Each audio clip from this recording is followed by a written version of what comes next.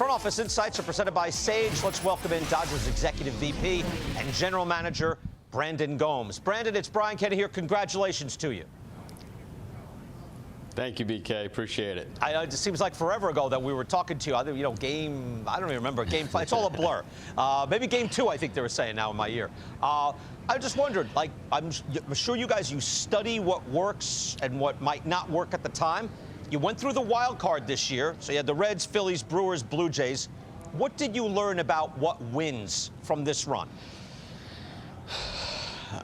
Turns out it's helpful to play well in the playoffs. That's what helps you win. I think over the last couple of years, we've we've played really good baseball in the postseason. We've done it 2 very different ways. Obviously, incredibly bullpen heavy in 24 and 25, very starting pitcher heavy. I think a lot of it comes down to performing well in big spots, having a group of guys that really believe in each other and rise to the occasion in big moments.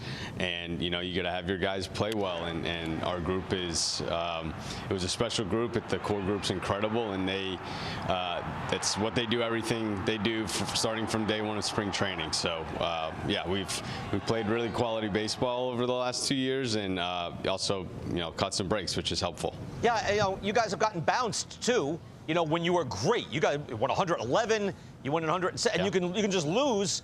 I know Joel Sherman, who was on the show, said like your team did remind him of the late 90s Yankees, where there's a calm even when you're trailing in the playoffs. Is there something to that, all that experience in the postseason? Yeah, absolutely. I think, you saw the resiliency of the team, and, no matter what, whatever the score is in the game or in the series, there's a one pitch at a time mentality, and like, hey, we've been here before. We felt the highs, we felt the lows, and just keep on grinding. And if you keep doing that and you kind of stack pitch by pitch, good things will happen ultimately. Well, I'm wondering, what is it like for GM to be watching these games? You had the 18-inning game, and game 6 and 7 had to be brutal on you. So I want to take about one place in time. And it's not even the biggest play, but it's a pretty big play. Game 7, bottom of the 9th, tie game, bases loaded, right? Somehow lost in a pileup of epic plays. Yeah. The Andy Pages catch jumping on Kike. What are you thinking at this second? My son was sitting on my lap. I think picked him up with one hand, not really noticing that I did that.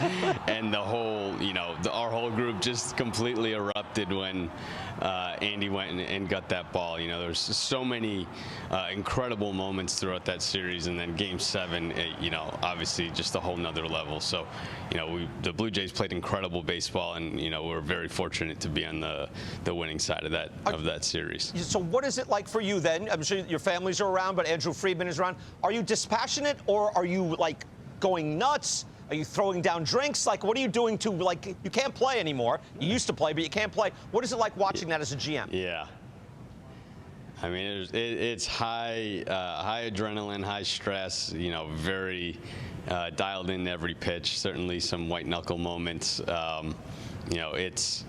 There's a lot out there. Obviously, you can't go out and affect the game, but there's, everybody that does what we do pours so much time and energy into putting the team together. So it's a ton of fun, and it's a ton of stress and anxiety, but, the highs and lows and having those types of stakes, it's a beautiful thing. I'll ask you a sportsy topic that we've kicked around. Do you feel that you're a dynasty?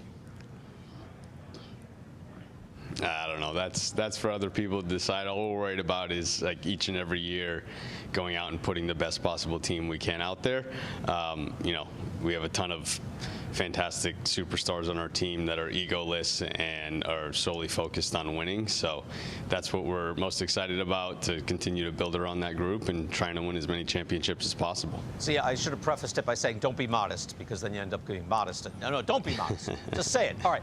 I wonder, can tanned and rested, can that path be replicated? And I use that meaning most of your staff is under 100 innings coming into the playoffs. Can you be doing this going forward? Yeah, I'm not sure it's anything by design. I think, there's, just different paths to go about it. Obviously, you would love guys to run wire to wire and be, just as strong at the end as they were at the beginning, like Yama was. But each year poses its own challenges, whether it's injuries or, different types of performance variation. What you have to do is do your best to build out a well-rounded roster with a group of guys that, has a strong clubhouse culture. And obviously Doc and our staff does a great job keeping the guys motivated and dialed in and prepared. So really that's all you can worry about. And then each year kind of plays out as it does, and continue to troubleshoot and build a team that can handle different challenges along the way. Yeah, staying fluid. You could make a case, too. You mentioned Yamamoto. You can make a case you don't win either title without Yoshi Yamamoto, who is a finalist for the Cy Young Award coming up here soon. What's your evaluation of Yamamoto, what you expected and what you've got?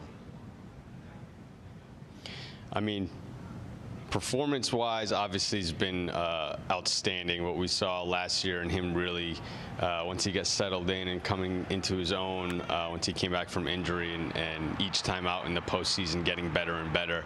This year was just incredibly impressive to go out. You just don't see that combination of stuff and execution, really diving into some of the game planning components and how to prepare each game.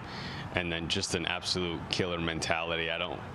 We talk about Shohei's 3-homer game and 10 punch-outs. Like, I think what Yama did pitching in 6 and 7 and having the same stuff that he did on 7 as he did in 6, and actually getting the most outs out of any of our starters that game. I think you put it up there with things like we may never see again. Yeah, no, I haven't seen it before. Hard to see it now. I want to talk off-season a bit. You have $71 million coming off the books. That's bad news for everybody else. So you tell me, what will the level of investment be for the Dodgers this offseason? Yeah, I don't think it's any different than other years. It's kind of looking at the current roster.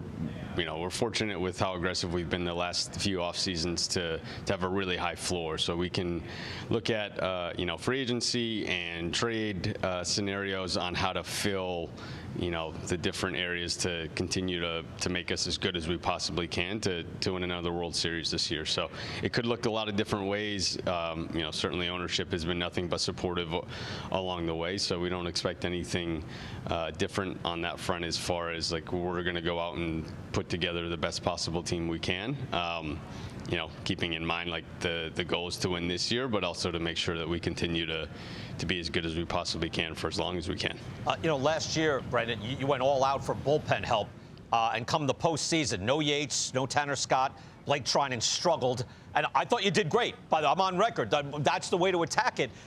Did not work out the way you'd planned, I'm sure. So what did you learn from that? What's the plan for building a killer bullpen?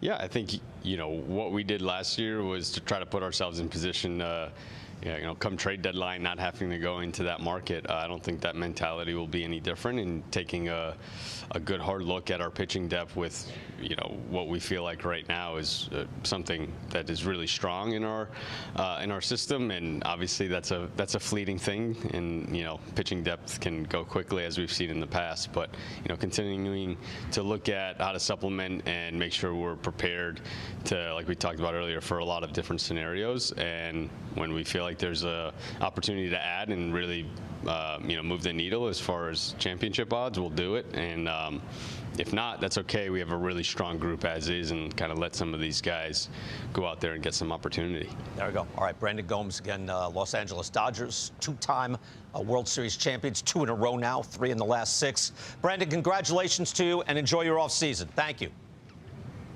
Thanks very much, BK.